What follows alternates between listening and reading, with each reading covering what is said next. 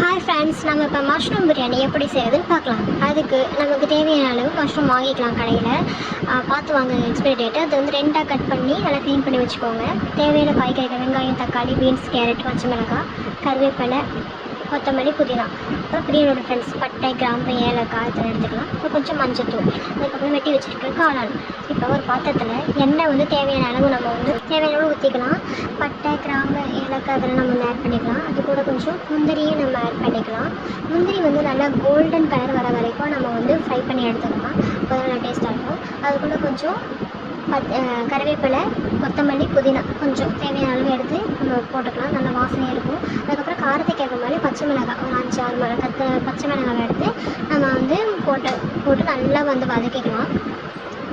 அதுக்கப்புறம் வெட்டி வச்சுருக்க வெங்காயம் நல்லா மெலிசாக ஸ்லைஸாக கட் பண்ணி வச்சுக்கோங்க. வெங்காயத்தை இதை நம்ம வந்து போட்டு நல்லா வதக்கிட்டோன்னா அது நல்லா கொஞ்சம் நேரம் குக் ஆகிறதுக்கு கொஞ்சம் டைம் கொடுப்போம் இதுக்கு.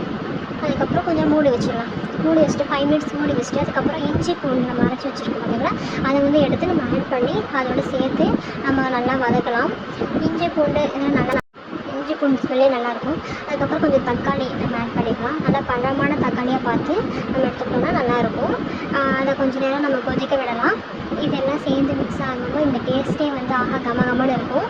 அதுக்கப்புறம் கொஞ்சம் நேரம் கழிச்சு ஒரு 5 மினிட்ஸ்க்கு அப்புறம் இதோட ஃப்ரெண்ட்ஸ் நம்ம வந்து வெஜிடபிள்ஸ் ஆட் பண்ணிக்கலாம். கேரட், பீன்ஸ் இதெல்லாம் நம்ம ஆட் பண்ணிக்கலாம். கேரட் நல்லா கொஞ்சம் நேரம் வதக்கிக்கலாம்.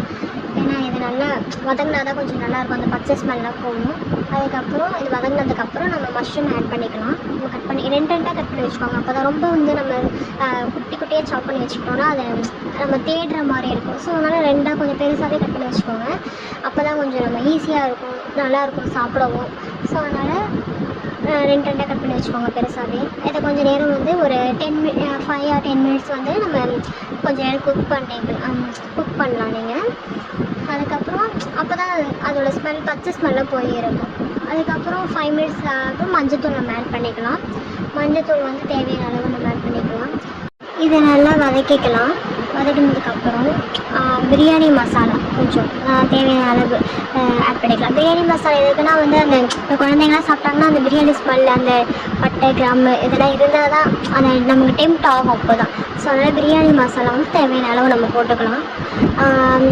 அதுக்கப்புறம் கொஞ்சம் நேரம் இது மூடி வச்சுக்கலாம்.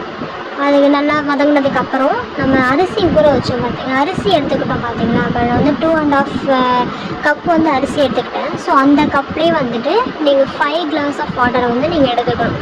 ஏன்னா அப்போ தான் அந்த ஈக்குவலாக இருக்கும், குழஞ்சி போகாது, கொஞ்சம் நல்லா இருக்கும். அதனால் நம்ம அந்த அரிசி எடுத்துருக்க டம்ளர்லேயே அதே அளவு தண்ணியை வந்து நம்ம ஊற்றிக்கலாம். 2.5 கப்பு அரிசிக்கு 5 கப் டம்ளர் வந்து தண்ணி வந்து நம்ம ஊற்றிக்கலாம்.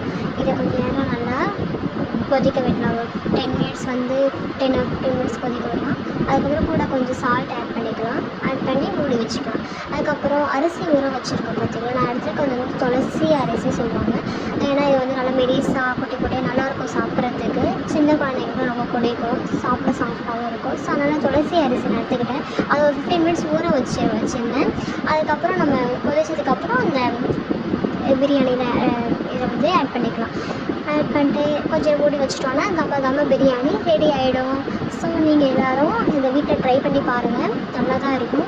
டெக்கரேட்டுக்காக கருவேப்பிலை, கொத்தமல்லிலாம் நம்ம வந்து ஆட் பண்ணிக்கலாம். அவ்வளோதான், பிரியாணி ரெடி. வீட்டில் செஞ்சு பாருங்கள், சாப்பிட்டு பாருங்கள்.